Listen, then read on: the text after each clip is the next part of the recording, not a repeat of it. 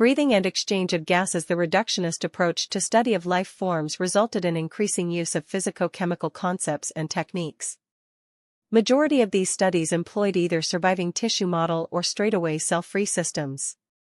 An explosion of knowledge resulted in molecular biology.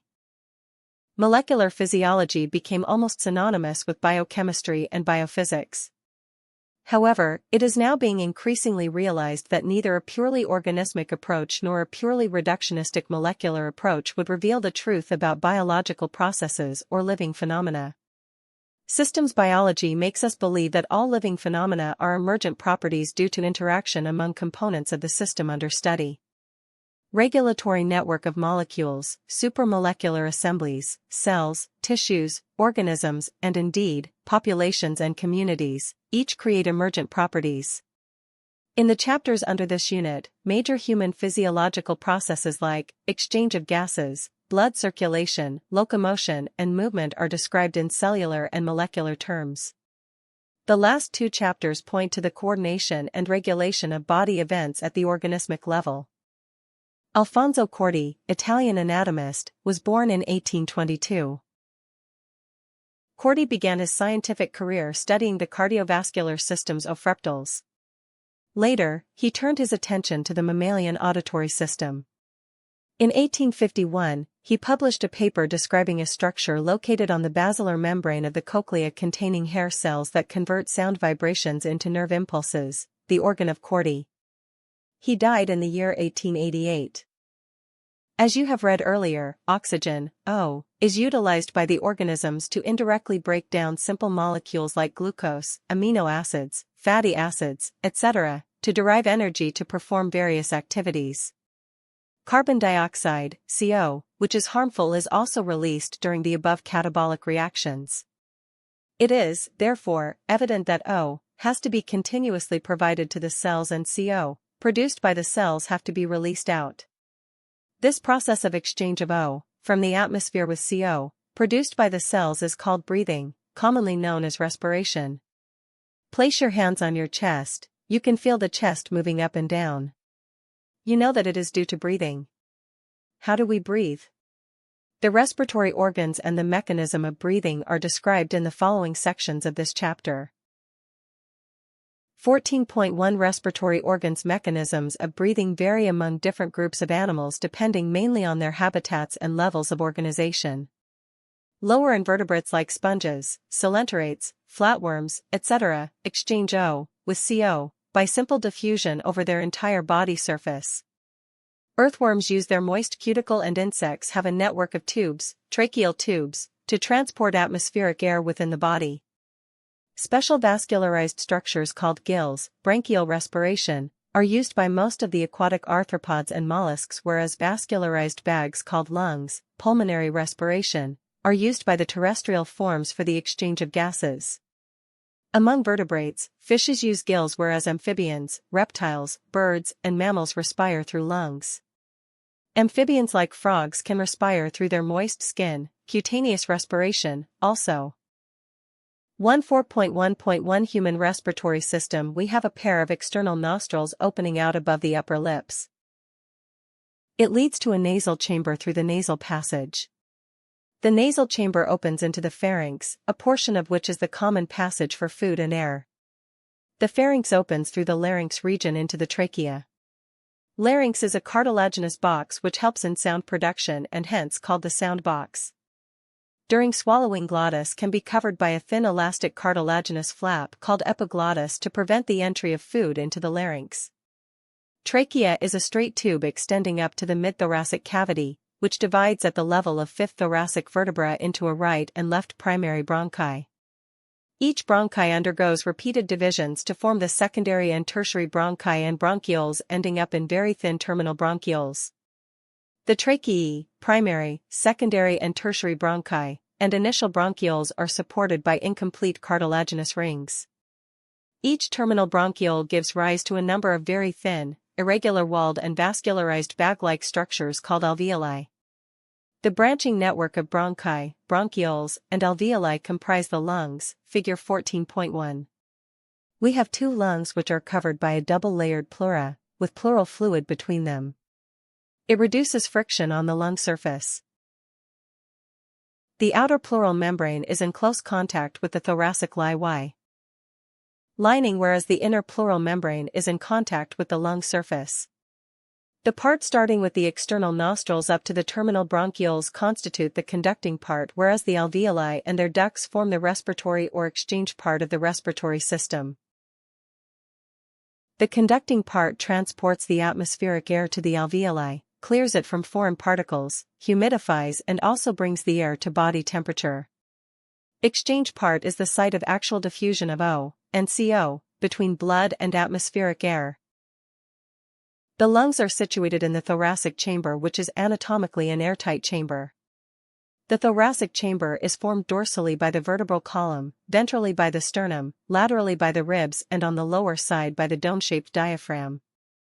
The anatomical setup of lungs and thorax is such that any change in the volume of the thoracic cavity will be reflected in the lung, pulmonary, cavity. Such an arrangement is essential for breathing, as we cannot directly alter the pulmonary volume. Respiration involves the following steps: breathing or pulmonary ventilation, by which atmospheric air is drawn in and CO, rich alveolar air, is released out. 2. Diffusion of gases, O and CO, across alveolar membrane. 3. Transport of gases by the blood. 4. Diffusion of O and CO between blood and tissues. 5. Utilization of O by the cells for catabolic reactions and resultant release of CO, cellular respiration as dealt in the Chapter 12. 14.2 Mechanism of breathing. Breathing involves two stages: inspiration, during which atmospheric air is drawn in, and expiration, by which the alveolar air is released out. The movement of air into and out of the lungs is carried out by creating a pressure gradient between the lungs and the atmosphere. Inspiration can occur if the pressure within the lungs, interpulmonary pressure, is less than the atmospheric pressure, i.e., there is a negative pressure in the lungs with respect to atmospheric pressure. Similarly, expiration takes place when the interpulmonary pressure is higher than the atmospheric pressure. The diaphragm and a specialized set of muscles, external and internal intercostals between the ribs, help in generation of such gradients. Inspiration is initiated by the contraction of diaphragm, which increases the volume of thoracic chamber in the anteroposterior axis. The contraction of external intercostal muscles lifts up the ribs and the sternum, causing an increase in the volume of the thoracic chamber in the dorsoventral axis. The overall increase in the thoracic volume causes a similar increase in pulmonary volume. An increase in pulmonary volume decreases the interpulmonary pressure to less than the atmospheric pressure, which forces the air from outside to move into the lungs, i.e., inspiration, figure 14.2a. Relaxation of the diaphragm and the intercostal muscles returns the diaphragm and sternum to their normal positions and reduce the thoracic volume and thereby the pulmonary volume. This leads to an increase in interpulmonary pressure to slightly above the atmospheric pressure, causing the expulsion of air from the lungs, i.e., expiration, figure 14.2b. We have the ability to increase the strength of inspiration and expiration with the help of additional muscles in the abdomen. On an average, a healthy human breathes 12 to 16 times/minute. The volume of air involved in breathing movements can be estimated by using a spirometer, which helps in clinical assessment of pulmonary functions. 14.2.1 Respiratory volumes and capacities. Tidal volume, TV, volume of air inspired or expired during a normal respiration. It is approximate 500 milliliters, i.e., a healthy man can inspire or expire approximately 6,000 to 8,000 milliliters of air per minute. Inspiratory reserve volume, IRV, a person can inspire by a forcible inspiration. This averages 2,500 milliliters to 3,000 milliliters. Expiratory reserve volume, ERV, a person can expire by a forcible expiration. This averages 1,000 milliliters to 1,100 milliliters. Residual volume, RV, volume of air remaining in the lungs even after a forcible expiration. This averages 1,100 milliliters to 1,200 milliliters. By adding up a few respiratory volumes described above, one can derive various pulmonary capacities, which can be used in clinical diagnosis. Inspiratory capacity, IC total volume of air a person can inspire after a normal expiration. This includes tidal volume and inspiratory reserve volume, TV plus IRV. Expiratory capacity, EC total volume of air a person can expire after a normal inspiration. This includes tidal volume and expiratory reserve volume, TV plus ERV. Functional residual capacity, FRC volume of air that will remain in the lungs after a normal expiration. This includes ERV plus RV. Vital capacity, VC the maximum volume of air a person can breathe in after a forced expiration. This includes ERV, TV, and IRV or the maximum volume of air a person can breathe out after a forced inspiration. Total lung capacity, TLC total volume of air accommodated in the lungs at the end of a forced inspiration. This includes RV, ERV, TV, and IRV or vital capacity plus residual volume. 14.3 Exchange of gases. Alveoli are the primary sites of exchange of gases. Exchange of gases also occur between blood and tissues. O and CO are exchanged in these sites by simple diffusion mainly based on pressure/concentration gradient.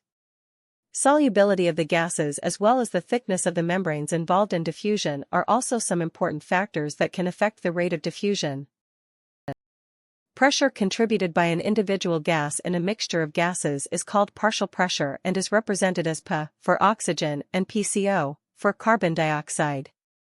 Partial pressures of these two gases in the atmospheric air and the two sites of diffusion are given in Table 14.1 and in Figure 14.3. The data given in the table clearly indicates a concentration gradient for oxygen from alveoli to blood and blood to tissues. Similarly, Figure 14.3 diagrammatic representation of exchange of gases at the alveolus and the body tissues with blood and transport of oxygen and carbon dioxide. A gradient is present for CO, in the opposite direction, i.e., from tissues to blood and blood to alveoli. As the solubility of CO is 20 to 25 times higher than that of O, the amount of CO that can diffuse through the diffusion membrane per unit difference in partial pressure is much higher compared to that of O.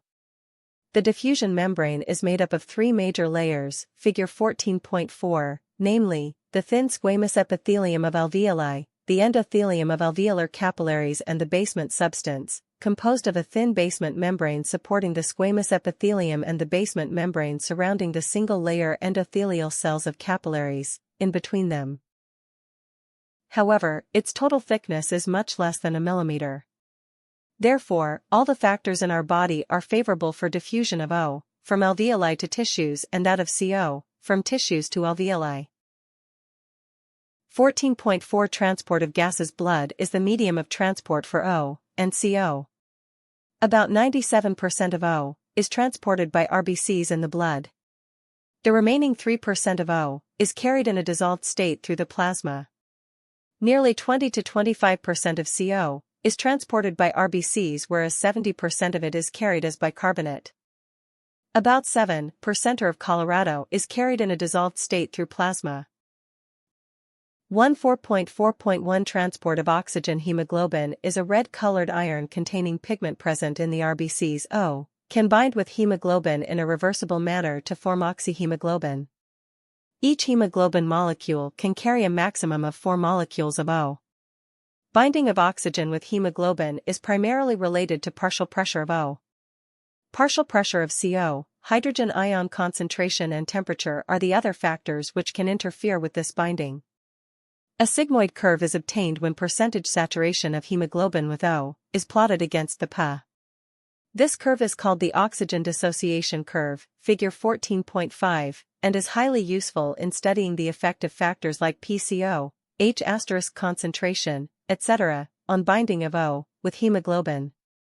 In the alveoli, where there is high PA, low PCO, lesser H** concentration and lower temperature, the factors are all favorable for the formation of oxyhemoglobin, whereas in the tissues, where low PA, high PCO, high H** concentration and higher temperature exist, the conditions are favorable for dissociation of oxygen from the oxyhemoglobin. This clearly indicates that O gets bound to hemoglobin in the lung surface and gets AE7A equals dissociated at the tissues. Every 100 milliliters of oxygenated blood can deliver around 5 milliliters of O to the tissues under normal physiological conditions. 14.4.2 Transport of carbon dioxide CO is carried by hemoglobin as carbaminohemoglobin, about 20 to 25%. This binding is related to the partial pressure of CO. P is a major factor which could affect this binding. When PCO is high and P is low as in the tissues, more binding of carbon dioxide occurs, whereas, when the PCO is low and P is high as in the alveoli, dissociation of CO from carbaminohemoglobin takes place, i.e., CO, which is bound to hemoglobin from the tissues, is delivered at the alveoli. RBCs contain a very high concentration of the enzyme, carbonic anhydrase, and minute quantities of the same is present in the plasma too. This enzyme facilitates the following reaction in both directions. At the tissue site where partial pressure of CO is high due to catabolism, CO diffuses into blood, RBCs and plasma, and forms HCO and H*. At the alveolar site where PCO is low, the reaction proceeds in the opposite direction, leading to the formation of CO and HO. Thus, CO, trapped as bicarbonate at the tissue level and transported to the alveoli, is released out as CO, figure 14.4. Every 100 milliliters of deoxygenated blood delivers approximately 4 milliliters of CO to the alveoli. 14.5 Regulation of respiration. Human beings have a significant ability to maintain and moderate the respiratory rhythm to suit the demands of the body tissues. This is done by the neural system. A specialized center present in the medulla region of the brain called respiratory rhythm center is primarily responsible for this regulation. Another center present in the pons region of the brain called pneumataxic center can moderate the functions of the respiratory rhythm center. Neural signal from this center can reduce the duration of inspiration and thereby alter the respiratory rate. A chemosensitive area is situated adjacent to the rhythm center, which is highly sensitive to CO and hydrogen ions. Increase in these substances can activate this center, which in turn can signal the rhythm center to make necessary adjustments in the respiratory process by which these substances can be eliminated. Receptors associated with aortic arch and carotid artery also can recognize changes in CO and H* concentration and send necessary signals to the rhythm center for remedial actions. The role of oxygen in the regulation of respiratory rhythm is quite insignificant. 14.6 Desorption DRS of respiratory system. Asthma is a difficulty in breathing causing wheezing due to inflammation of bronchi and bronchioles. Emphysema is a chronic disorder in which alveolar walls are damaged, due to which respiratory surface is decreased. One of the major causes of this is cigarette smoking. Occupational respiratory disorders. In certain industries, especially those involving grinding or stonebreaking, so much dust is produced that the defense mechanism of the body cannot fully cope with the situation.